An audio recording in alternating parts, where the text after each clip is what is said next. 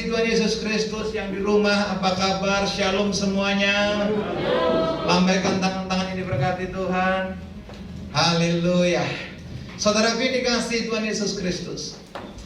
Suatu ketika saya lihat, saudaraku, pertandingan yang tidak seimbang dalam satu acara UFC. Pertandingan bebas. Tapi lawannya satu adalah orang yang tingginya 2 meter 30 cm. Sementara lawannya, saudaraku, tingginya kurang lebih 160. Sampai pertandingan itu dibilang adalah David versus Goliath. Semua orang meremehkan si kecil, meremehkan orang yang tidak seimbang karena ukuran lawannya 2 kali lipat. Bahkan announcer memberikan satu pernyataan, apakah pertandingan ini bisa bertahan hanya 1 ronde. Berarti orang sudah memandang sebelah mata. Apa yang terjadi, saudaraku? 1 ronde lewat, 2 ronde lewat, 3 ronde. Ternyata orang yang badannya besar itu dalam kelemahannya dipukul sama si kecil dan dia terjatuh. Pak Bu, lihat saya sebentar. Ketika Yesus mati di kayu salib 3 hari yang lalu, semua orang mentertawakan. Semua orang sudah menduga ini loh akhir pelayanan daripada Sang Mesias. Iblis menari-nari. Sebab apa? Ada kematian. Bukankah saya ingatkan minggu lalu? Hal paling menakutkan adalah ketika kita akan menghadapi maut. Betul? Ketika menghadapi maut tidak ada orang yang menolong saudara. Saudara boleh panggil 10 pendeta, 15 hamba Tuhan, tidak menolong saudara. Saudara akan hadapi seorang diri. Saudara akan ditinggalkan orang lain. Dan itu pasti datang buat saudara dan saya. Amin. Saudara yang dikasih Tuhan, dunia mentertawakan si kecil itu. Dunia mentertawakan Yesus. Dunia mentertawakan kekalahannya. Tetapi yang luar biasa, hari ini kita boleh bertepuk tangan. Hari ini kita boleh bersuka cita. Hari ini kita boleh memandang kemenangan. He is raised. Kok aminnya lemas? Amin. Bilang kanan kirimu bangkit. Haleluya. He is risen.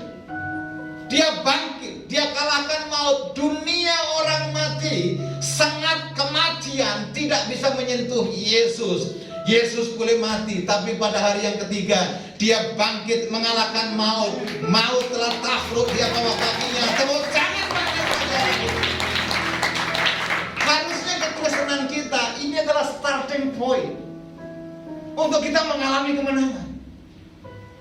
Harusnya hidup kita mulai hari ini mengalami satu kemerdekaan atas kekhawatiran, atas keraguan, atas ketidakberdayaan, atas kegagalan. Sebab apa? Dia yang memberi hidup telah bangkit buat kita. Amin. Kita buka yuk Matius pasal yang ke-28. Matius pasal 28.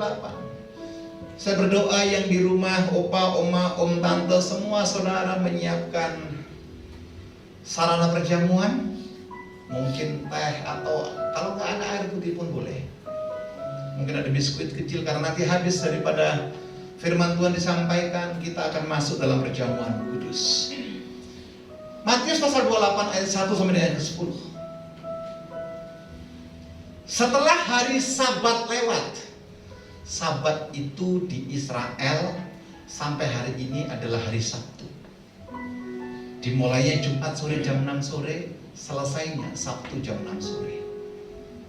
Betul? Setelah hari Sabat lewat, menjelang menyingsingnya fajar pada hari pertama minggu itu. Jadi di hari yang keberapa? Halo, bangun. Hari yang keberapa? Hari yang ketiga.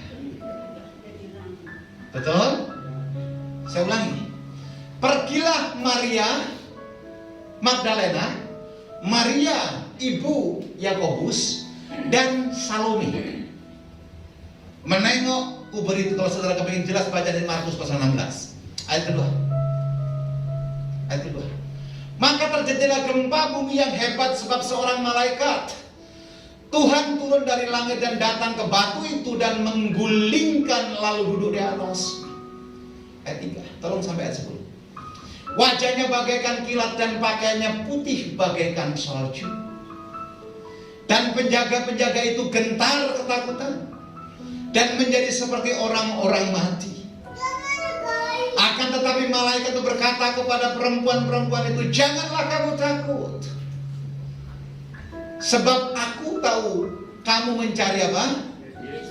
Yesus yang disalibkan. Ayat yang ke-6.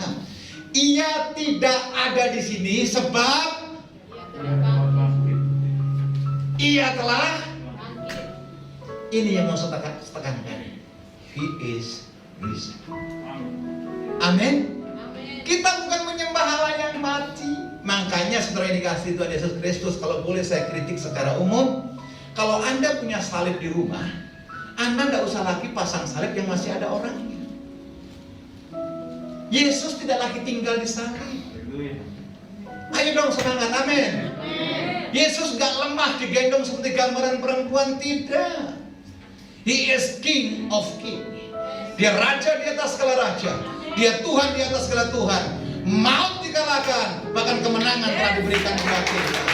Kemenangan panjang bagi anak kita. Katakan haleluya. Saya sampaikan selanjutnya ayatnya demikian. Tolong tadi ayat 6. Ia tidak ada di sini sebab ia telah bangkit sama seperti yang telah dikatakannya.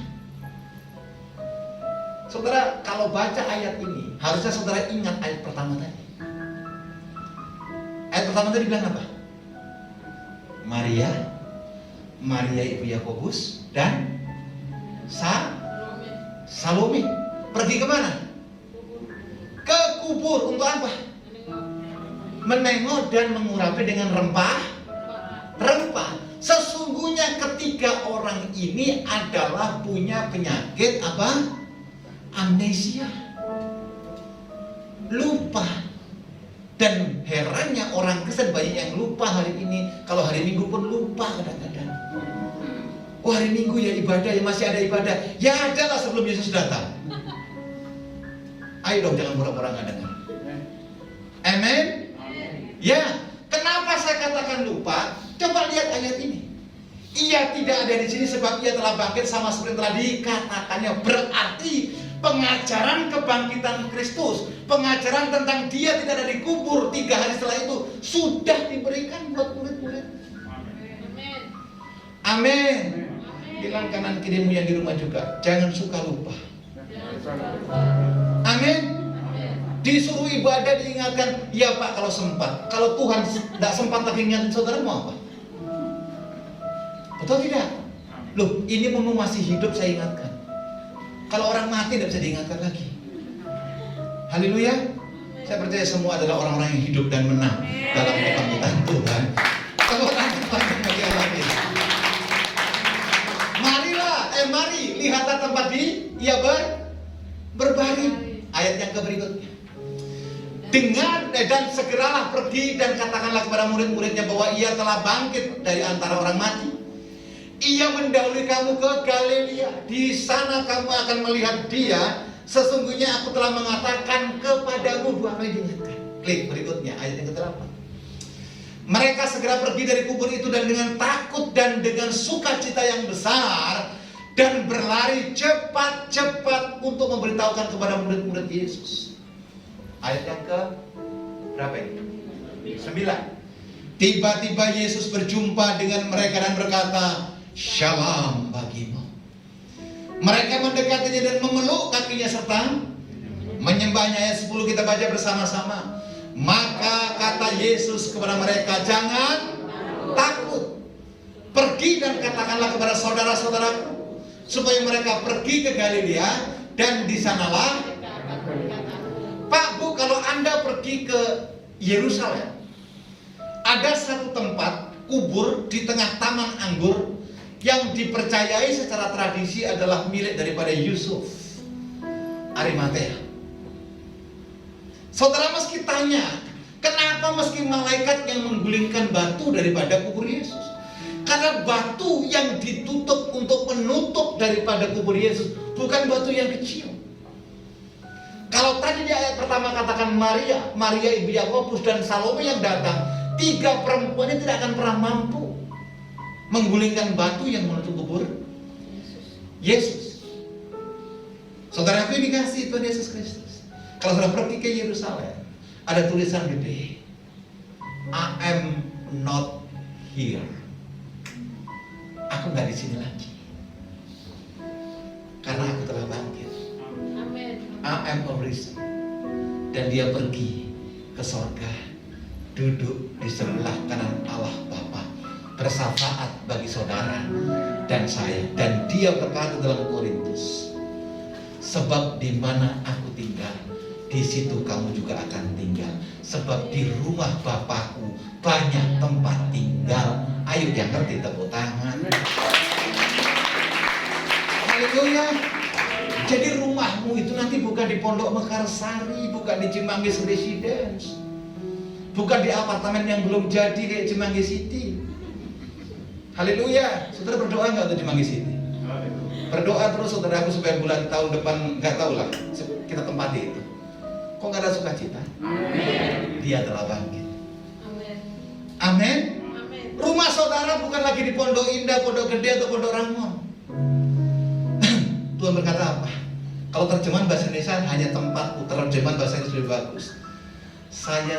Aku siapkan mansion, satu apartemen yang mewah. Jadi kalau saudara di sini maaf rumahnya RSSSSS, rumah sangat-sangat sederhana sehingga selonjor saja sudah sangat-sangat sulit. Saudara jangan putus asa. Nanti rumah kita di sorga, rumah yang besar, rumah yang luar biasa. Tepuk tangan panjang bagi Allah kita. Katakan haleluya. Saya mau sampaikan, He is risen. Kenapa dia bangkit?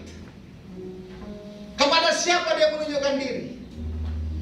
Betul? Kalau ada orangnya 1-2 saksinya mungkin itu batal. Betul? Hari-hari ini kan heboh, katanya ada orang yang bisa menggandakan uang. Betul? Kalau bicara uang, semua orang melek, iblis pun bangkit. Setelah ketangkap polisi, ternyata itu bohong. Yesus tidak pernah berbohong. Yesus tidak pernah berdusta. Sebab dia Allah yang ada buat saudara dan saya.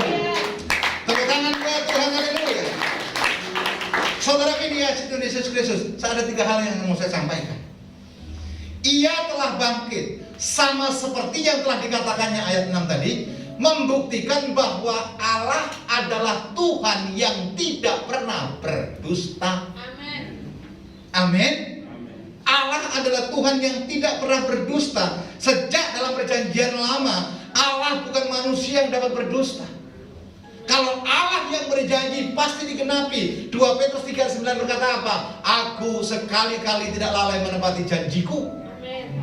Tetapi ia sabar kepada siapa? Saudara dan saya, supaya satu pun di antara kita tidak ditemukan binasa. Amin. Haleluya. Amin. Allah sabar, tapi saudara jangan goda kesabaran Tuhan. Amin. Betul? Nggak usah ibadah Pak, sabar, masih ada minggu depan, masih ada bulan depan, masih ada tahun depan. Kalau nyampe. Haleluya. Yang kedua, siapa sih bapak pendusta itu? Coba deh buka sebentar Yohanes 8 ayat 44. Yohanes 8 ayat 44. Iblislah yang menjadi bapamu dan kamu ingin melakukan keinginan-keinginan bapamu. Ia adalah pembunuh manusia sejak semula dan tidak hidup dalam kebenaran, sebab di dalam dia tidak ada apa? Kebenaran, titik. Apabila ia berkata dusta, ia berkata atas kehendaknya sendiri, sebab ia adalah pendusta dan bapa segala. Kenapa Yesus bangkit? Yesus tidak berdusta karena dia menggenapi apa yang disampaikan. Betul tidak? Tetapi kalau iblis berbeda, dia menjanjikan sesuatu tetapi tidak digenapi. Ingat perkataan iblis kepada Hawa, gak apa-apa makan buah ini, nanti kamu akan sama dengan Tuhan. Dusta. Betul? Bagikan ke suamimu, gak apa-apa, nanti kau akan tetap surga ada. Hati-hati. Karena bapa segala dusta adalah iblis. Dan Yesus bangkit yang kedua karena dia tidak pernah berdusta. Amin. Yang ketiga berkata demikian, siapa membenci saudaranya maka ia juga pendusta, kata Tuhan. Saya ulangi sekali lagi. Siapa, atau buka ayatnya dengan cepat, 1 Yohanes 4 ayat 20. Siapa membenci saudaranya maka ia adalah pendusta. Kalau kita pendusta, siapa bapa pendusta? Iblis itu sendiri. Ayat berkata demikian. 1 Yohanes 4 ayat 20. 1 Yohanes 4 20. Jikalau seseorang berkata aku mengasihi Allah dan ia membenci siapa? Saudaranya, maka ia adalah pendusta. Karena barang siapa tidak mengasihi saudaranya, yang dilihatnya tidak mungkin mengasihi Allah yang tidak dilihatnya. Amin. Bahkan yang ngeri lagi, coba ayat Wahyu 21 ayat 18. Ini ngeri sekali. Wahyu pasal yang ke-21 ayat yang ke-8. Boleh? Ayo. Tetapi orang-orang yang tidak, orang-orang tukang-tukang, penyembah-penyembah, dan semua pendusta, mereka akan mendapat bagian mereka di dalam lautan yang menyala-nyala oleh api dan belerang. Inilah kematian yang kedua. Kenapa Yesus bangkit? Sebab dia Allah yang tidak berdusta. Dan pengajaran tidak berdusta ini meski diikuti oleh orang-orang yang mengaku murid Yesus. Yang mengerti, tepuk tangan. Pengertian yang kedua sering dikasih Tuhan Yesus Kristus. Ia bangkit seperti yang telah dikatakannya, membuktikan bahwa dahsyatnya kuasa kata-kata yang disampaikan dengan iman. Amin. Perkataan Tuhan adalah firman. Perkataan Tuhan adalah kebenaran. Ketika dia sampaikan bahwa aku akan sengsara, aku akan mati, aku akan dihukum, tapi pada hari yang ketiga aku akan bangkit. Itu dengan perkataan verbal kepada murid-muridnya. Saya pelajari ini, saudara, dikasih Tuhan Yesus Kristus. Apa arti kebangkitan kalau dihubungkan dengan kuasa perkataan? Lihat saya sebentar. Kalau Anda berkata Anda tidak mengampuni orang lain, perkataanmu berkuasa, dosa orang lain tidak akan diampuni. Kok gak ada amin? Kok gak ada amin? Betul? Kuasa perkataan. Dengan kuasa perkataan Yesus mengatakan orang yang buta melihat. Lazarus yang mati dipanggil Lazarus bangkit, hidup. Betul? Dengan perkataan orang yang datang kepadanya, imanmu telah menyembuhkan, orang itu sembuh. Saudara pasti ingat kisah perwira Kapernaum. Betul tidak? Dia datang kepada Yesus di mana? Di Kapernaum. Apakah dia orang percaya? Tidak, di antara Romawi. Yang namanya perwira bukan kopral, bukan sersan, paling tidak letnan. Dia datang untuk kepentingan siapa? Kepentingan daripada budaknya. Dan Yesus berkata apa? Perwira bilang apa? Katakan sepatah kata saja, maka hambaku akan sembuh. Sampai Yesus bilang begini, aku tidak pernah mendapatkan iman seperti ini di antara orang Israel.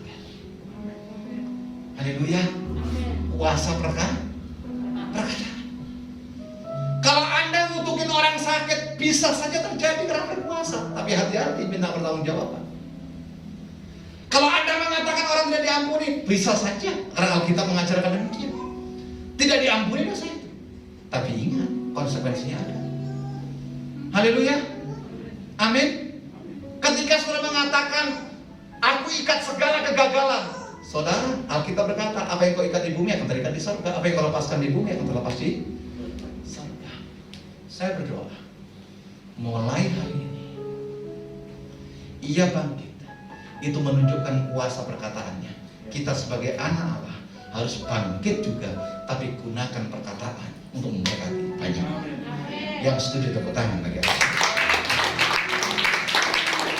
Dengan kuasa perkataan kita diberikan kuasa luar biasa. Coba buka Markus 16 ayat 17.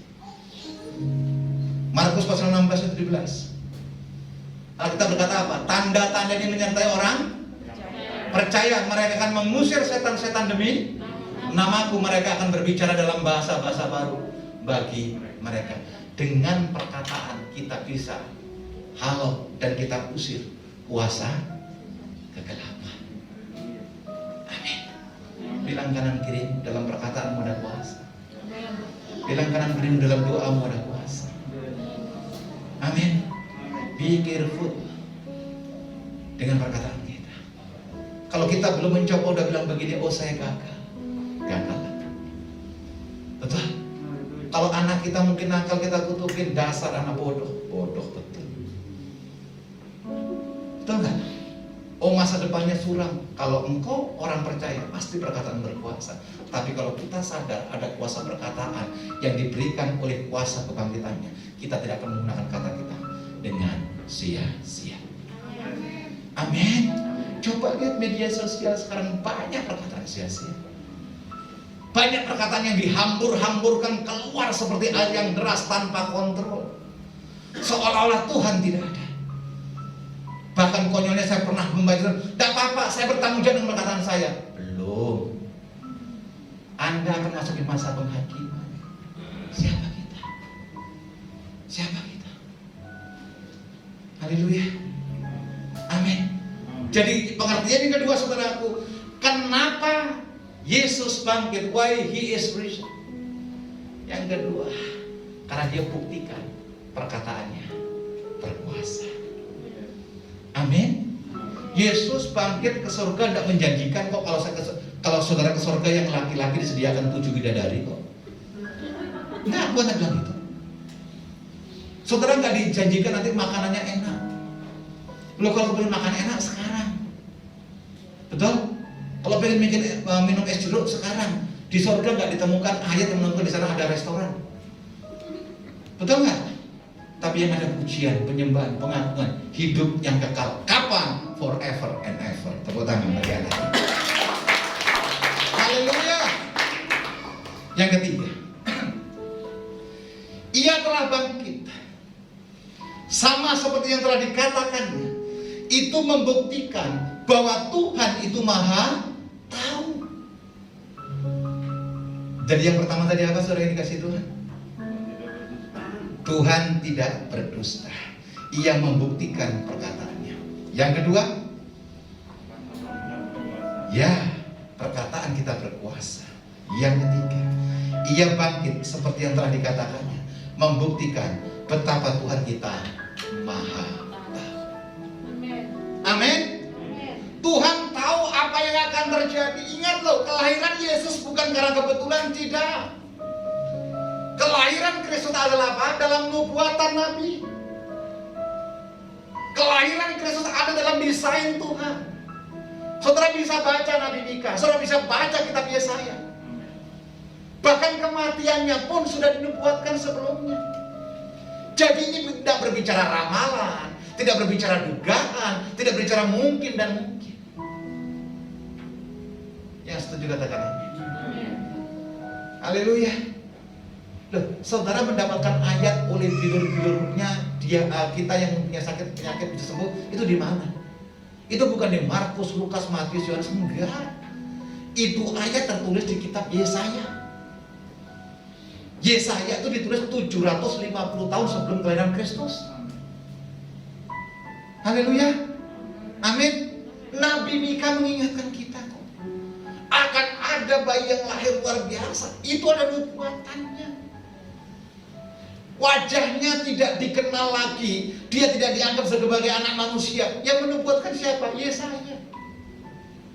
Itu nggak tertulis dalam kitab Markus, Matius, Lukas, bahkan dalam pengembalaan Rasul Paulus. Nggak ada. Yang ada adalah dalam perjanjian lama. Artinya apa? Artinya adalah kebangkitannya membuktikan betapa Tuhan kita adalah Allah yang Maha Tahu. Amin. Amin. Sampai dia berkata demikian loh. Setiap kita yang hidup ada dalam rancangan Tuhan.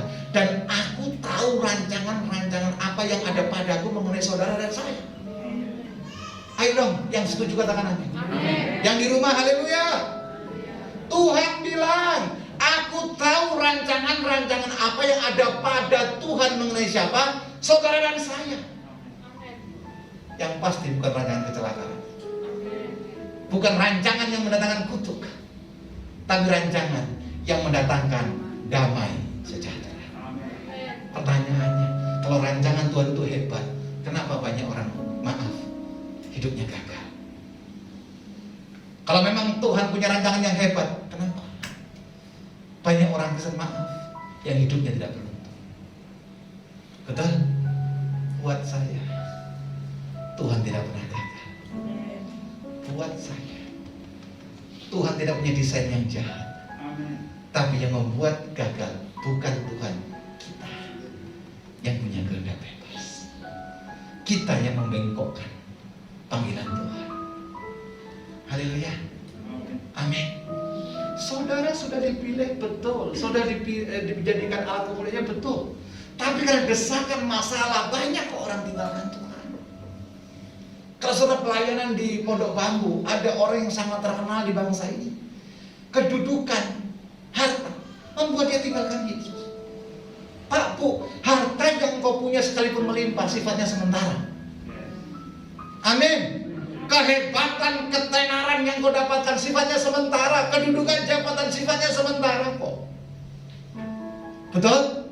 Tapi kalau Tuhan yang berfirman, Dia yang tahu siapa kita, Dia yang menciptakan kita, Dia yang memberikan kita kemampuan untuk meraih cita-cita kita sesuai dengan kehendak Tuhan. Berarti Tuhan adalah Allah yang Maha Tahu. Tuhan adalah Allah yang bertanggung jawab. Amin. Haleluya. So why Dia bangkit? Amin. Saudaraku, di kubur Yusuf Arimatea itu ada 3 bagian. Bagian satu tempat Yesus itu dibaringkan, dibungkus dengan kain putih dan dibalsam. Balsam itu bukan kayak di sini kayak balsam palpirik, itu bukan. Balsam di sana adalah minyak yang sangat mahal. Karena itu rempah, bahkan buat Romawi kuno itu adalah harum-haruman yang mahal, lebih mahal daripada Calvin Klein. Itu mahal sekali. Tapi diberikan buat Yesus. Ingat pengorbanan wanita yang yang tahu akan persiapan kematiannya. Dia menyeka kaki Yesus dengan rambutnya. Minyak narwastu rempah yang sangat mahal. Saudara, ini kasih Tuhan Yesus Kristus. Di kubur milik Yusuf Arimatea. Inilah kubur milik orang kaya yang luar biasa. Saudara, ini kasih Tuhan, kubur ini belum pernah terpakai sebelumnya. Makanya kalau saudara baca Matius pasal 28 dan seterusnya, ada perikop yang berjudul dusta para mahkamah. Baca di rumah, nggak usah baca di sini. Haleluya, ini kan Paskah, pasti semuanya rajin baca Alkitab.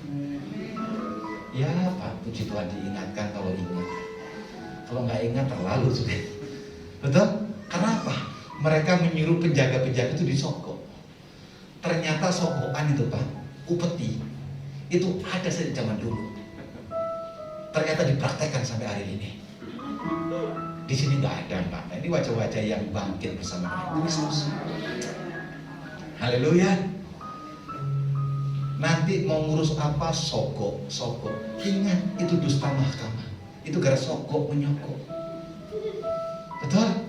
Ingat Hofni dan Pinehas. Itu gagal menjadi imam, kenapa? Karena sogokan. Aku bawa persembahan lebih dulu, mungkin aku lebih. Yang ketiga sekali lagi saya ingatkan, dia bangkit sebab dia adalah Allah yang Maha Tahu. Saya berdoa dalam kebangkitan ini, Anda ada dalam kehendak Tuhan, Anda dalam rencana Tuhan, Anda dalam kemuliaan Tuhan, dan Anda dalam rencana yang luar biasa buat Tuhan. Tuhan dalam kebangkitannya tidak pernah membuat rencana dusta buat saudara. Tuhan dalam kebangkitannya tidak pernah menjerumuskan saudara dalam pergumulan dan masalah yang luar biasa. Tapi dengar baik, setiap kekuatan imanmu kau serahkan di hadapan Tuhan. Allah yang kau sembah adalah Allah yang tidak pernah berdusta. Tepuk tangan. Tepuk tangan lebih baik bagi Allah kita. Haleluya. Mungkin di antara kita hari ini ada yang sakit. Saya digerakkan untuk berdoa. Anda yang sakit, taruh bagian tanganmu di bagian tubuhmu yang sakit. Firman-Nya berkata ada kuasa kebangkitan, kuasa perkataan. Kita lakukan dengan iman. Mungkin Anda tidak sakit secara fisik, mungkin Anda sakit hati. Taruh tangan kananmu di dada. Tuhan Maha Tahu. Mungkin saudara tidak mengalami sakit yang saya sebutkan, tapi Anda pernah disakiti hati orang lain. Sebut nama itu. Tuhan sanggup memberikan jalan keluar yang benar. Amin. Kita berdoa. Di dalam namamu Tuhan, dalam kuasa kebangkitanmu, ada kuasa perkataan, ada kuasa tindakan, ada kuasa dalam firman-Mu yang mengatakan bahwa perkataan kami mengandung kuasa. Tanda-tanda ini menyertai orang percaya. Ketika kami menumpangkan tangan atas orang sakit, orang itu sembuh dalam nama Yesus. Ketika kami mengusir setan, setan akan lari daripada orang yang terikat. Saat ini dengan iman kami gunakan kuasa kebangkitan kami. Kami taruh tangan kanan kami di bagian tubuh kami yang sakit. Yang di rumah lakukan dengan iman. Yang di rumah lakukan dengan iman. Taruh tangan kananmu di bagian tubuhmu yang sakit. Dalam nama Yesus. Dalam nama Yesus. Kami praktekkan kuasa kebangkitanmu, kuasa perkataan kebangkitanmu di dalam nama Yesus. Kami taruh tangan kami di bagian tubuh kami yang sakit, sakit fisik maupun secara spirit. Di dalam nama Yesus, kami katakan kami sembuh, kami sembuh, kami sembuh, kami dipulihkan, kami sehat, kami diberkati, kami dapatkan jawaban, kami dapatkan pemulihan di dalam nama Yesus. Digenapi atas kami. Terima kasih. Firman-Mu tetap sama, dulu, sekarang, sampai dengan selama-lamanya. Sebab Engkau adalah Allah yang bangkit, adalah Allah yang tidak pernah berdusta. Terima kasih buat firman-Mu. Terima kasih buat Paskah yang luar biasa. Terima kasih buat undangan-Mu masuk sakramen kudus. Kami pulang membawa kemenangan. Kami pulang membawa sukacita. Kami pulang membawa berkat yang datang dari Tuhan. Mari buka kedua tangan. Biarlah kesempurnaan berkat turun atas kita. Dari surga diarahkan wajahnya buat kita. Tuhan memberkati engkau. Dan Tuhan melindungi engkau. Tuhan mengarahkan wajahnya kepadamu dan diberikannya engkau shalom, damai sejahtera. Diberkatilah keluargamu. Diberkatilah anak cucu mantumu. Diberkatilah orang tuamu. Diberkati apa yang kau kerjakan Tuhan buat berhasil. Sebab kasih karunia pertolongan datang daripada Allah Bapa. Cinta kasih, mujizat diberikan melalui kuasa kebangkitannya. Bahkan Roh Kudus senantiasa menyertai kita dari hari ini sampai Maranatha, bahkan sampai selama-lamanya. Bapa, terima kasih. Bapa.